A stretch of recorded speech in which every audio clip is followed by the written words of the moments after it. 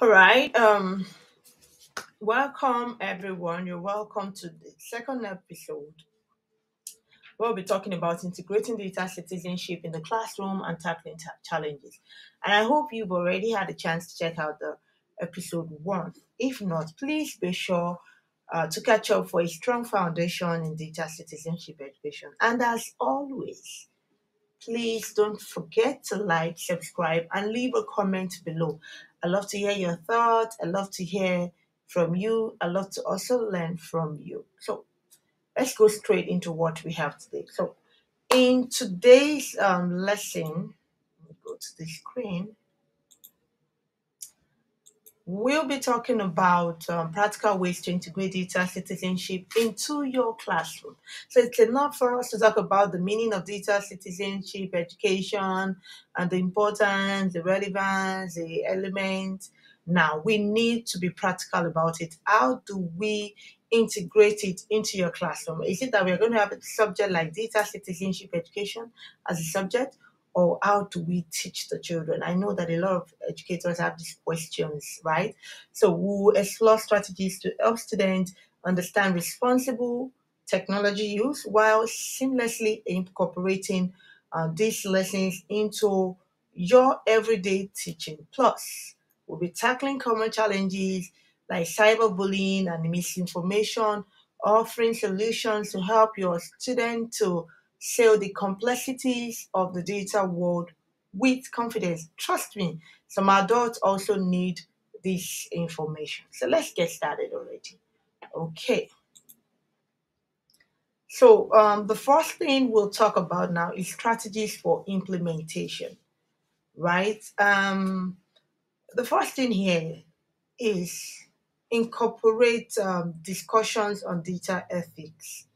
I mean, you don't have to have an additional subject. We have enough subject that these learners are doing already in schools, right? So you don't have to create an additional subject or additional time on your timetable. No, you don't have to do that. You can just integrate topics like online privacy, data footprint. You know, it's important. That's really important for them to know that some of them are not aware that whatever you post now, the internet never forgets.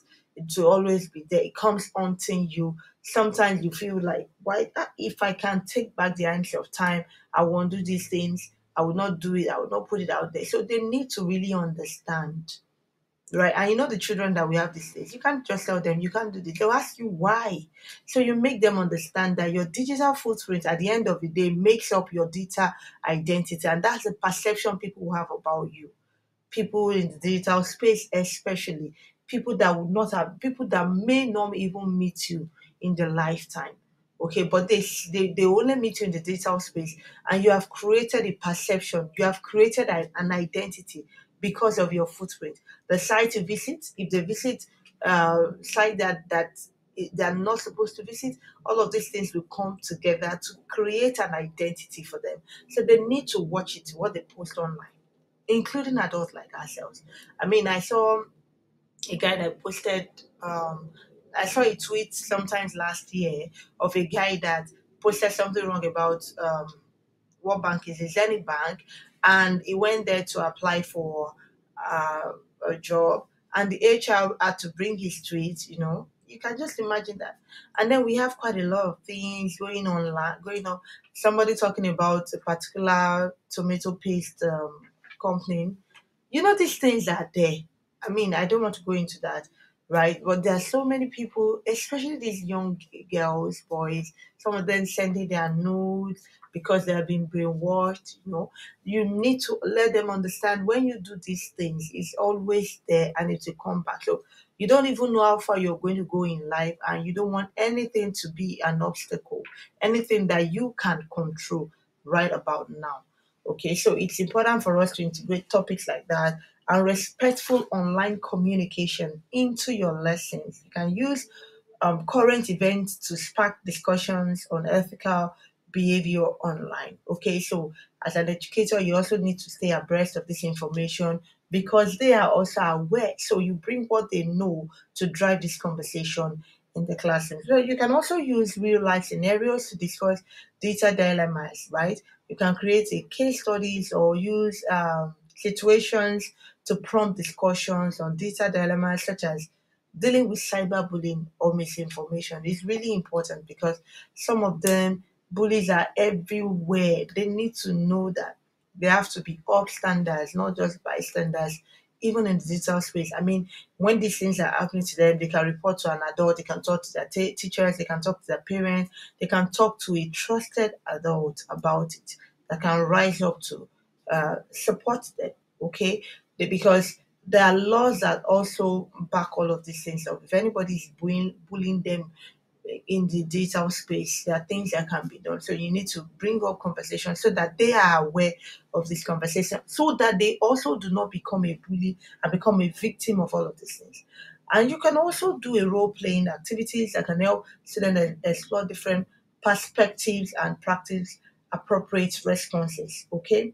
So sometimes when we have the time to have a conversation with our learners in the class, we can actually do this. Again, we can utilize online platforms such as their curriculum support.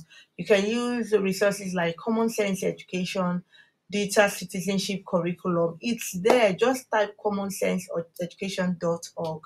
You get resources. I mean, you get lesson plans, you get videos, you can even get resources to engage with parents, okay, that adults can also leverage on. There are videos. I mean, if you have children that want to watch videos, there are movies, there are recommended videos too that will help them. And these videos are even age appropriate, suggesting movies apart from learning digital citizenship education that is appropriate for their age. All of these things are on the platform. So this platform, they offer quite a lot more than what I've even mentioned here. Okay, so you can also encourage collaborative projects using digital tools. Okay, how do you do this? You can implement projects that require students to work together. I mean, you'll also be building their collaborative skills there. Okay. For example, our students collaborate on a data storytelling project where they create and share stories about their experiences with digital citizenship education. You see, so this can also help foster help us integrate digital citizenship into our classroom. Okay, so we go again to cyberbullying. But before we talk about cyberbullying, it is not only cyberbullying that is a challenge.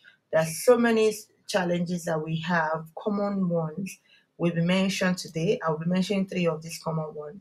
But of course, the one that is top my list, as you can see, is cyberbullying.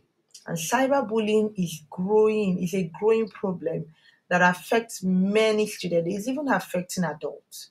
Okay, so it can have serious emotional, psychological, and academic consequences. So we'll have to discuss how to recognize and address these issues. It's not only in the school that they are bullied; some of them are being bullied online, and they need to know what to do. They need to know how to respond. They need to know when to reach out to adults for support. Okay. So the second one is privacy concerns. Is a challenge. So then personal information is often at risk online because before you know it, people will start chatting them up, asking them, they're trying to farm them, that like their word, they try to familiarize themselves with the student, and before you know it, they start asking them for their names, their parent details, their addresses, their age, and these personal information that shouldn't be shared. And innocently, they begin to share it. So student personal information is often at risk online all the time. So we need to cover how to protect data and prevent unauthorized access to social media account and other platforms. It's really essential, including the data that we collate in the school. I mean, you can imagine when a mother took a child to register with JAM and one of the officials there, maybe at the registration center that they have gone to, got the number and started chatting up the girl that he likes the girl, not knowing that it was the mother's number that was on the registration form. So you can just imagine if it was not the mother, maybe that's how he would have gotten to the girl, and the rest would be history. but we need to find a way to help our learners overcome this, as it's a challenge. Cyberbullying is a challenge. Privacy concern is a challenge. Then the last on my list, remember that I said there are common challenges. There are several of them, but I'm just talking about these three. Is misinformation. I mean, the spread of information can lead to confusion and misguided belief. So we need to find a way to explore strategies for teaching students how to critically evaluate information and identify credible sources. I mean, this is one thing, one of the elements is talking about. That's the element, the digital literacy element is talking about this. They should be able to analyze, evaluate information, and identify credible sources. That's you have to help them build their critical thinking skills, right? I remember during COVID, there was no information that was not passed online. In fact, at some time I was scared that the world was already coming to an end because of the information on that we have in the digital space. Anybody can just sleep and wake up and put out something. They need to know that it is not all that they see in the digital space that is correct. So we talk about solutions and strategies to this solution. The first one is establish clear guidelines and consequences for online behaviors. They need to know that this is the way to go, and there should be consequences. Because if you say you will do something, something that you have to see through, otherwise you will not be taken serious. So develop a digital citizenship policy that outlines acceptable online behavior and the consequences for violations. So this will help deter cyberbullying and other negative behavior. Because if we don't tame the ones in our care well, I mean, there are people, we have cyberbullies and they are in schools, right? They are under the tutelage of some teachers. So we need to find a way to hold them down. We know these children, sometimes they might feel that they are just catching fun. It's not fun. Okay. So then use tools and resources to teach data privacy. They need to learn how to protect their data. You can introduce students to tools like password managers and privacy settings, provide them with educational materials on data protection, and that will help them understand the importance of keeping personal information secure. Okay.